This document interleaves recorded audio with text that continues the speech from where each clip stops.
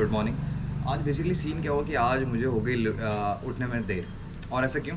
क्योंकि कल मैंने बाइक राइड की थी करीब 233 किलोमीटर, और उसके बाद मैंने जो पैदल जो लुम्बिनी का जो एरिया है, अंदर के मंदिर वगैरह टेंपल वगैरह है, जितनी चीज़ें वो एक्सप्लोर की थी।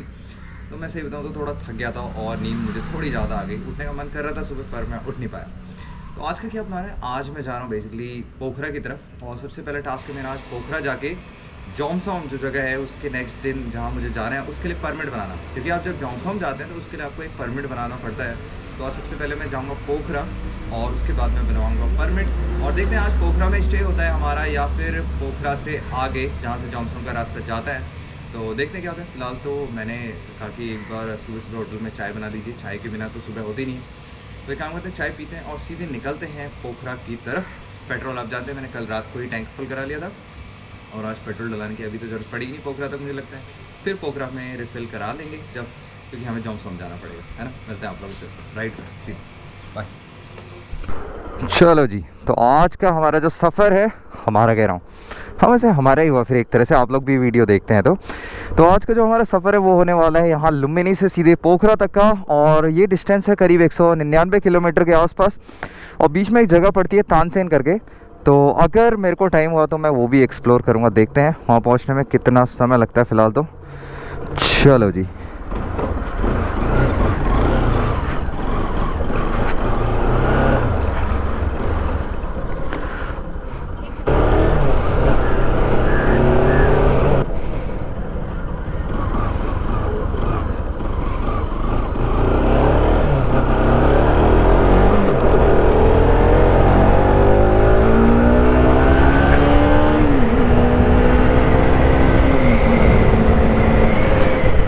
हाँ ओए ठीक है। तो मैं जैसे कि आप लोगों को बोल रहा था कि आज मेरे को बहुत ज़्यादा नींद आ गई थी, और सही बताऊँ तो आज मैंने ये डिसीजन इसलिए भी लिया क्योंकि कल जब मैं कल की बात है, हाँ, कोहलपुर से निकला था अर्ली मॉर्निंग, बहुत ज़्यादा ठंडा हो रहा था। तो मैंने कहा यार थोड़ा धूप आने देते हैं, उसके बाद क्या बोलते हैं चलते हैं पोखरा के लिए, क्योंकि पोखरा पहुँचने में करीब 6 घंटे कुछ मिनट लगते हैं। तो मैंने कहा चलो चला जाए सीधे आप पोखरा की तरफ ही। तो ये आ गया यहाँ पे लुम्बिनी चौराहा, यहाँ से अपने को लेना है राइट वाला रूट, जिसे कहते हैं हम यहाँ पे, जिसे यहाँ पे कहा जाता है तोहिलवा रोड। चलो जी,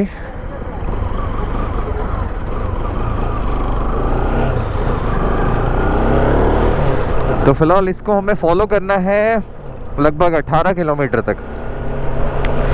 धूप है यार, सुबह सुबह आंखों में लग रही है धूप एकदम से।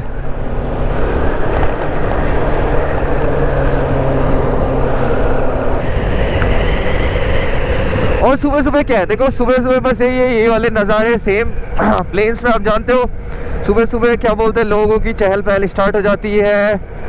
अगल बगल हमारे वही फिर से हरे भरे खेत हैं, और क्या है, और सीधी सी रोड है ना, बस सीधी सी रोड दिखाई दे रही है। चलो जी चलो। अच्छा, नेपाल में लोग मुझसे बहुत से पूछ रहे थे कि भाई तुम अकेले क्यों आए, हमें क्या जवाब देता। मैंने कहा भाई मेरे साथ वाले कह रहे थे भाई 1 सप्ताह के लिए 6-7 दिन के लिए चलना है तो बता, 3-4 दिन के लिए, 22 दिन के लिए कौन जाएगा। मैंने कहा यार हद है यार, मैं क्या कहूँ भाई, मैं भी क्या कह सकता था। इसलिए मैंने कहा चलो मैं ही हो आता हूँ नेपाल। फिर तो सीन ऐसा रहा मेरा, इसलिए मैं नेपाल अकेले ही आ गया। तो रोड यहाँ पे देखो कई बार तो सीधी सीधी है रोड, मतलब प्लेन कोई दिक्कत नहीं है, पर कहीं कहीं पे रोड ऐसी है जिसमें ऐसे बम्प टाइप के हैं, तो बाइक ऐसे ऐसे ऐसे ऐसे चलती है कभी कभी आपकी, है ना। तो एग्जैक्ट मेरे राइट साइड में जो आप देख रहे हैं ये वाला एरिया, ये है आपका गौतम बुद्ध इंटरनेशनल एयरपोर्ट, गौतम बुद्ध अंतर्राष्ट्रीय, क्या कहते हैं इसे, हवाई अड्डा, ऐसा कुछ सीन है। तभी मैं कहूँ इतना लंबा ये क्लीन स्पेस क्यों है यहाँ पे। आप अपन हो जाएंगे लेफ़्ट वाले रूट की तरफ, लेफ़्ट वाला रूट कह रहा हूँ, मेरे ख्याल से वो सीधे आगे एयरपोर्ट की तरफ चले जाता है, और ये वाला रूट जा रहा है पोखरा की तरफ। इसी को फॉलो करते हैं फ़िलहाल तो। गूगल मैप्स लगा रखा है आज मैंने इसमें डायरेक्शन के लिए, and what else.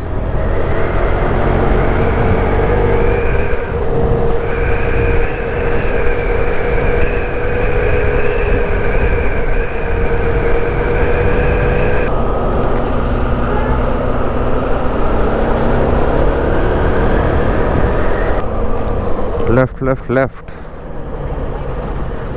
Traffic light वाला तो सीन नहीं है ना कुछ यहाँ पे। पता चला मैं ट्रैफिक लाइट तोड़ दिया तो हो जाएगा बवाल।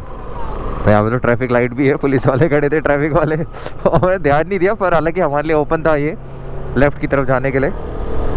तो भी अपने को सीधा जाना है लगभग 19 किलोमीटर और इस हाईवे में, फिर अपने को उसके बाद ही कट लेना है। तो फिलहाल तो सीधे चले जाते हैं 19 किलोमीटर।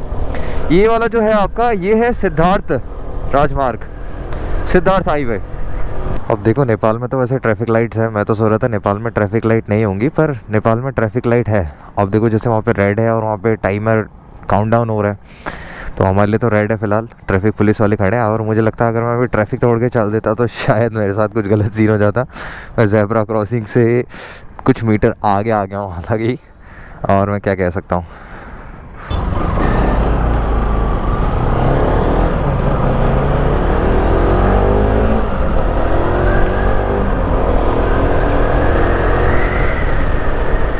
क्या पता नेपाल के कैमरों में मैं आ जाऊँ, ट्रैफिक कैमरास में, कि भाई ये लड़का ट्रैफिक के नियम तोड़ता हुआ पाया गया और चालान हो जाए अगले उस पे। ये लो एक और ट्रैफिक लाइट जो कि ग्रीन होने वाली है हमारे लिए, और हो गई।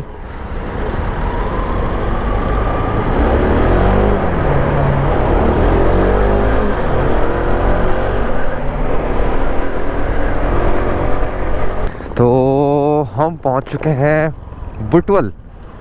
इस जगह का नाम है लखन चौक, एक मूर्ति लगी है ऊपर।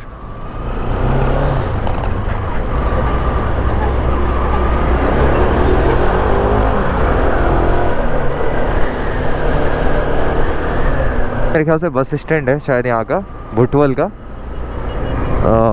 यस।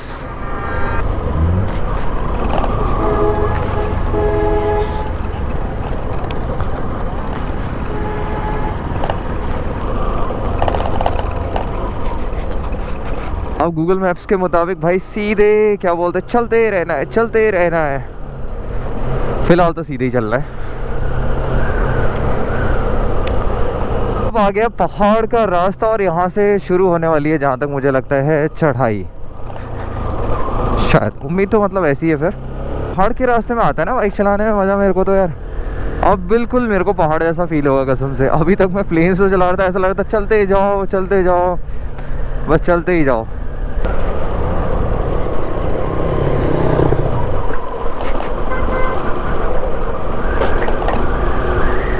ओए होए, अब जाके आए हैं पहाड़।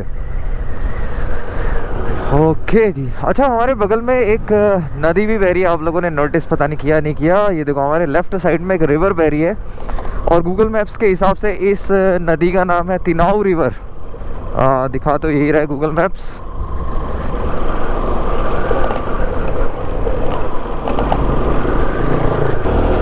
ओह, रोड की हालत उतनी अच्छी तो है नहीं, तभी मेरे ख्याल से गूगल मैप्स इतना टाइमिंग दिखा रहा था वहाँ पहुँचने का। और गूगल मैप्स के हिसाब से अभी हम वहाँ पहुँच जाएंगे 5 घंटे और 12 मिनट में। और लेट्स सी गूगल मैप्स कितना सही है।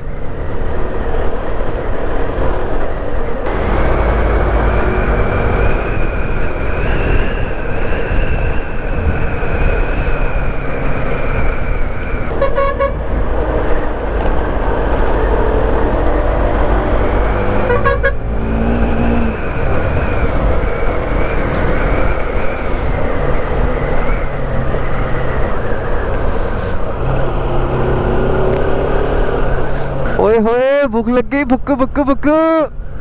तो अब आप लोगों को थोड़ा सामने मेरे बड़े बड़े पहाड़ दिखाई दे रहे होंगे। अब मेरे ख्याल से आगे वाले सेक्शन से मे भी बड़े पहाड़ स्टार्ट हो जाए, क्योंकि हम पोखरा की तरफ जा रहे हैं। तो देखते हैं, पीछे तो रोड बहुत ख़राब थी, अभी जाके मेरे को थोड़ी सी सही रोड मिली। अब भी, हाँ एकदम, अब भी बुटवल से ऊपर तक रोड की हालत बहुत ख़राब है। अब जाके रोड थोड़ी सी सही दिखी है, तो उम्मीद है आगे तक सही हो। देखते हैं आगे कैसा नज़ारा है।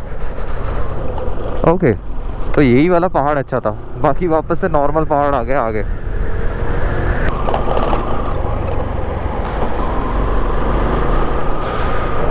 ड्राइवर साहब कहाँ ला रहे हो?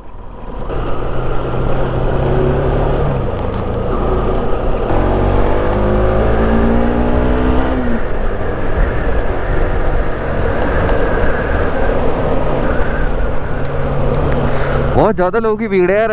हर एक दुकान में, रेस्टोरेंट में यहाँ पे बस वगैरह और जो टैक्सी वगैरह है वो सब रुकी है। तो मेरे ख्याल से ऊपर के एरियाज़ में ट्रैवल करने वाले लोग बहुत ही ज़्यादा हैं, क्योंकि हर एक रेस्टोरेंट में मतलब 1-2 बस या 1-2 टैक्सी, 2-3 टैक्सी रुकी हैं। तो अभी मैं जिस रोड पे चला रहा हूँ वहाँ से मेरे को ऊपर की डायरेक्शन में अभी मैं बताता हूँ आपको, रुको 1 मिनट। ठीक है, अभी सामने की डायरेक्शन में मेरे को ऊपर की पहाड़ की तरफ एक बड़ा सा लेटर में दिखाई दे रहा है तानसेन करके। तो जो तानसेन सिटी है, शहर है उधर, उसका एक बोर्ड दिख रहा है। वो यहाँ से ही दिख जा रहा है कि यार भाई तानसेन लिखा हुआ है। सिटी काफ़ी बड़ी सी दिख रही है मेरे को ये। एंड डिस्टेंस मेरे ख्याल से अभी तो काफ़ी है मेरे और उस शहर के बीच में। तो अभी हम पहुँच चुके हैं तानसेन, जो यहाँ पे शहर है वहाँ पर। तानसेन एक बहुत ही मेरे ख्याल से ओल्ड प्लेस है इधर नेपाल पे, बहुत ज़्यादा फेमस है।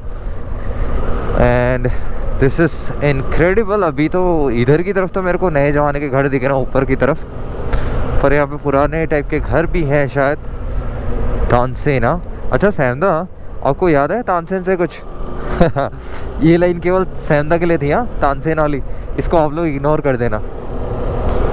ज़रा पेड़ पौधों में भी चेंज हो चुका है। अभी मेरे को स्मेल आ रही है और दिख रहे हैं चीड़ के पेड़, काफल के पेड़ और छोटे छोटे बच्चे। मेरे ख्याल से नेपाल में होली चल ही रही है फिर यार, हाथों में पिचकारी तो दिख ही रही है लोगों के, है ना। तो शायद यहाँ पे होली आज है। हमारे यहाँ मेरे ख्याल से 8 तारीख को इंडिया में, और नेपाल में आज 6 तारीख है ना। हाँ, तो 6 तारीख को नेपाल में होली मनाई जा रही है। नेपाल में होली आज है क्या? अच्छा ठीक है, आज ये नेपाल के हिसाब से डेट क्या होगी वैसे जी? अच्छा ठीक है, हमारे यहाँ 8 मार्च को है ना जी। 23 में ये नीचे भेड़ में होएगा। अच्छा अच्छा, मतलब ऊपर एरियाज में अलग डेट में, नीचे अलग डेट में होता है। हमारे यहाँ आज से, आज क्या 6, हमारे यहाँ 6 हो गई, आज 7, 8 हमारे। हाँ हमारे यहाँ नहीं कल नहीं, परसों 8 को जी। हाँ, तभी सब रंग बिरंगे दिख रहे हैं मेरे को आज। ठीक है चलिए, मजे कीजिए आप लोग। ये पोखरा को रूट जाता है ना सीधे? ठीक है, थैंक यू। तो मैं सही था, नेपाल में आज है आपका होली। ये भी ठीक है, मजे कर रहे हैं लोग। होली में इस बार मैं अपने घर से दूर हूँ। Well it is what it is. कुछ खाने को तो मिलना चाहिए इधर, पूछ लेते हैं भाई। खाने में क्या होगा? खाने में हाँ खाना है। अच्छा ठीक है, 1 मिनट। एक चाय बना दीजिए तब तक जी। द पहाड़ी वेंचरर, आप लोग इधर ही के हुए? ये रास्ता सीधे पोखरा जा रहा है ना? ठीक है, उत्तराखंड से जी उत्तराखंड से। उत्तराखंड गए हो उधर? हाँ, आज मतलब नेपाल में 20-22 दिन का टूर है करीब मेरा। तो मैंने कहा इस बार नेपाल घुमाते हैं, उत्तराखंड तो अपना बहुत घूम लिया, नेपाल देख आते हैं, है ना। आप लोग आए कभी उत्तराखंड? अरे उत्तराखंड आओ यार आप लोग। तो इंडिया में कहीं गए इधर? इंडिया गया। मेरे ख्याल से आप लोग फिर बॉर्डर एरिया से, जो यूपी वाला एरिया लगता है, वहाँ गए होगे। पटना बिहार की तरफ पास है मेरे ख्याल से बॉर्डर इसका, इधर से फिर गोरखपुर यूपी उत्तर प्रदेश। ठीक है, कैसा लगा इंडिया में? सेम है मेरे ख्याल से, नेपाल इंडिया लगभग सेम ही लगता है फिर मेरे ख्याल से। हाँ तो अभी बाइक रोक के फ़िलहाल मैंने सोचा ब्रेकफास्ट कर लिया जाए। अभी मैं जिस जगह पर हूँ उसका नाम है जलदारा। और नेपाल में लोग नेपाली के अलावा वैसे इंडियन जो हमारे हिंदी लैंग्वेज है वो भी समझ लेते हैं बहुत से लोग। पर जैसे जो आजकल लड़के वगैरह हैं, जो यंग जनरेशन है, वो समझ जाती है। पर जैसे लोग मान लीजिए दुकान में कोई अंकल काम कर रहे हैं, या कोई मतलब एजेड लोग हैं जो लगभग 40, 45, 50 से ऊपर हैं, उनको समझने में थोड़ी दिक्कत होती है। पर बाकी की जो जनरेशन है समझ जाती है। मेरे ख्याल से स्कूल में शायद पढ़ाई जाती होगी हिंदी लैंग्वेज। आपके यहाँ हिंदी पढ़ाई जाती है क्या? नहीं, नेपाली? ठीक है, तो नेपाली मेरे ख्याल से पर लगभग कॉका सेम ही होता है सब में। मोटू पतलू देख कर सीख गया। अच्छा ठीक है, तो उनका कहना है कि मोटू पतलू देख के क्या बोलते हैं, हिंदी समझ जाते हैं। ठीक है, ये बढ़िया है। और ये पहली ऐसी दुकान मैंने देखी जहाँ मेरे को वैरायटी ऑफ डिशेस दिख रही थी। तो अंदर देखते हैं अभी खाने में क्या क्या है। फिलहाल तो मैं चाय पी रहा हूँ, तो चाय का शौकीन हूँ। और यहाँ पे जब आप क्या बोलते हैं नीचे वाले एरिया से आते हैं ना, हाईवे जब ख़त्म होता है तो पोखरा वाले रोड में सब धूली धूल हो गई है, बिल्कुल रोड की हालत बहुत ख़राब है। और ये वाली रोड बिल्कुल हमारे उत्तराखंड में जैसे पहाड़ों की रोड होती है सेम है, तो यहाँ पे बाइक चलाने में ऐसा कोई हेडेक है नहीं। एक चीज़ और मैंने नोटिस करी कि जब आप नेपाल आते हैं तो रेस्टोरेंट वगैरह में आपको हमारे इंडिया में तो ऐसा अलाउड नहीं है कि क्या बोलते हैं जो बार्स वगैरह होते हैं या जो ठेका हो गया वहाँ पे ही आपको बियर या फिर क्या बोलते हैं दारू वगैरह होगी, शराब मिलती है। पर नेपाल में अगर आप देखें तो आपको सामने शेल्फ पे क्या बोलते हैं उधर बियर और दारू की बोतल दिखाई देगी। छोटी बच्ची बैठी है वहाँ पे, वो समझ नहीं पा रही है कि मैं क्या बोल रहा हूँ, तो वो बच्ची बार बार पूछ रही है कि ये क्या बोल रहे हैं क्या बोल रहे हैं, ऐसा कुछ सीन है। और अभी मेरे पास खाने में कुछ आया है भाई, ये है ब्रेड पकौड़ा टाइप का कुछ आइटम है मेरे ख्याल से, चटनी। और इसका नाम क्या बोला भैया आपने? चुकौड़ी बोलता है इसको। चुकौड़ी? आलू और दही। अच्छा। वो नाश्ता करने के बाद, नाश्ते की टाइमिंग हमारी 11:14 है और अभी 3 घंटे 40 मिनट और लगेंगे पहुंचने में पोखरा की तरफ। अचानक से यहाँ पे अब एक बस रुक गई है, अब पैसेंजर्स उतर के खाना वगैरह खा रहे हैं। और जो ये बस आई है ये रामपुर नाम की एक जगह है, वहाँ से आई है।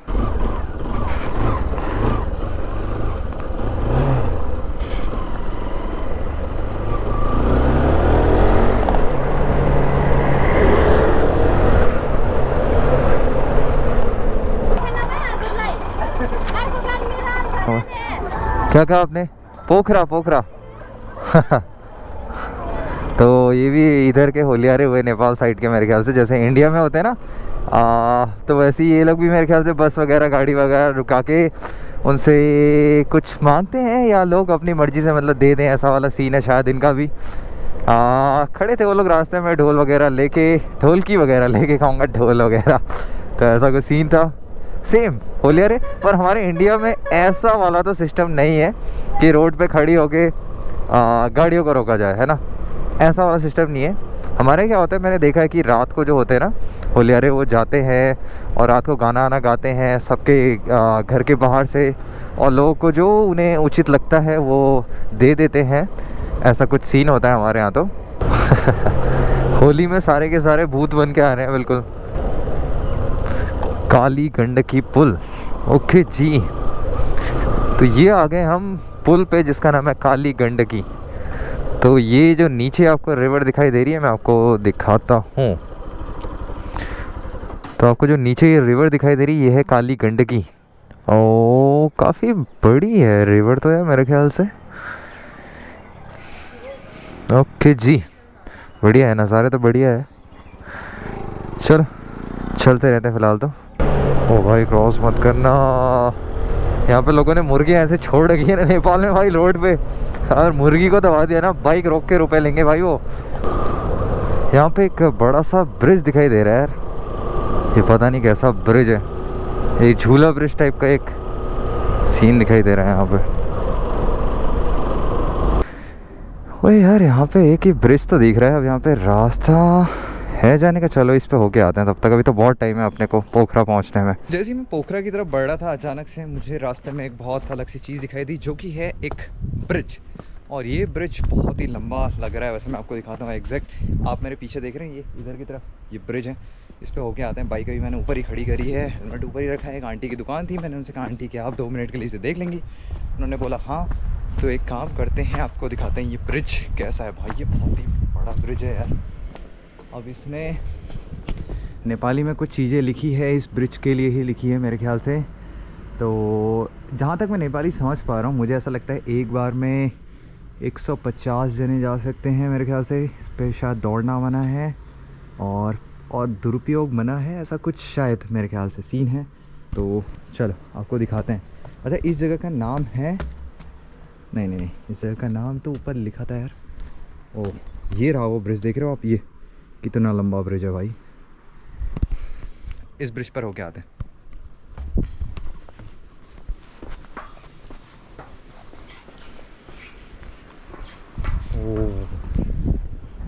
ब्रिज पे ऊपर आते ही ठंडी ठंडी हवा चल रही है, बहुत ही ठंडी हवा। ओ भाई कसम से ये तो बड़ा खतरनाक सीन है भाई, बहुत ही ऊपर खड़ा हूँ मैं अभी ब्रिज के, कसम से। आगे तक ये ब्रिज है, देख रहे हो अभी मैं जिस पर खड़ा हूँ, ये आगे तक है ये ब्रिज। जे देखें अभी मेरे पास टाइम तो है, आज पोखरा ही पहुँचना है मेरे को, तो थोड़ा आगे तक होके आते हैं इस ब्रिज में।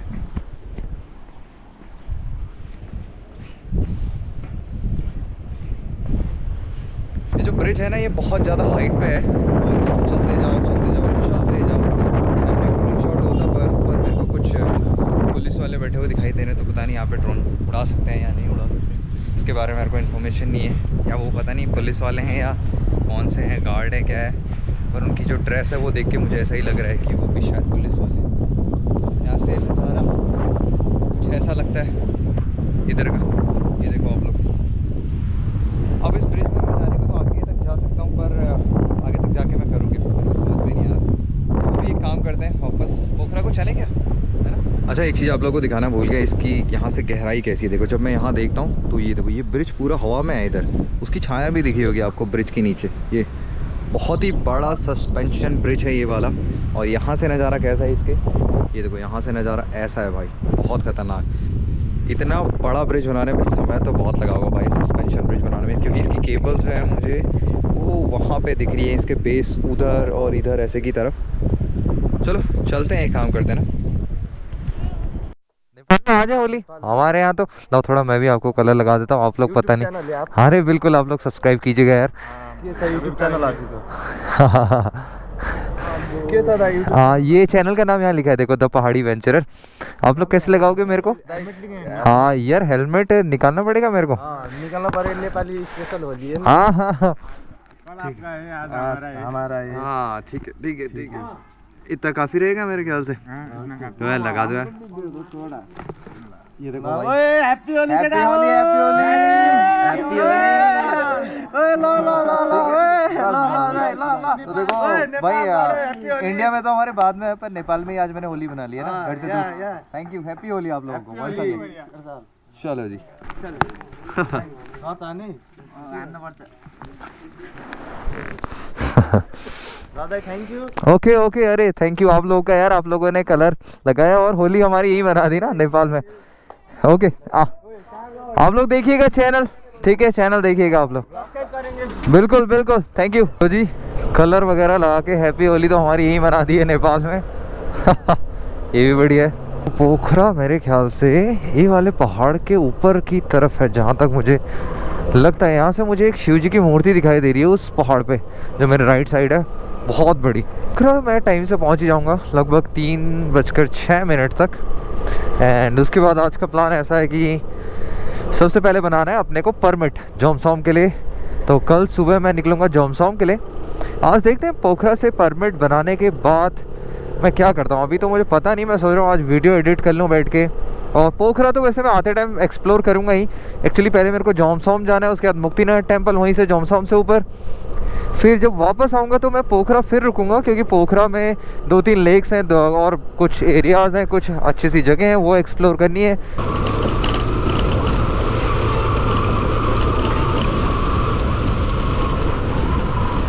सो this is Pokhara and finally Pokhara पहुंच ही गया।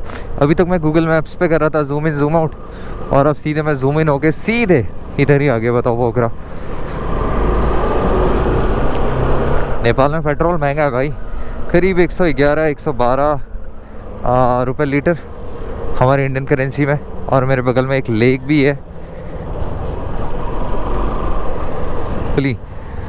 सभी लोग यहाँ पे वाइट कपड़े पहने हुए दिखाई दे रहे हैं। नेपाल में भी होली का क्रेज़ बहुत ज़्यादा है मेरे ख्याल से।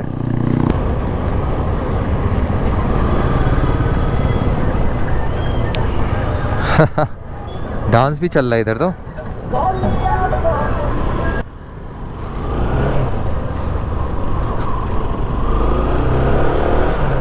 तो नेपाल में जब वो आते हैं ना, तो यहाँ पे जैसे हमारे यहाँ तो लोग पैदल आ जाते हैं होटल को पूछने के लिए, पर यहाँ पे क्या सीन है, यहाँ पे लोग बाइक लेके आते हैं आपसे होटल पूछने के लिए, समझ रहे हो।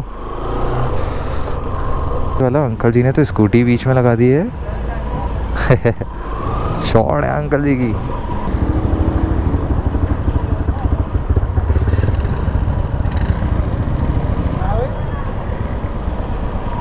नेपाल में भी बहुत भीड़ है यार भाई, पता नहीं क्या चल रहा है इधर, बहुत भीड़ है। बहुत ज़्यादा।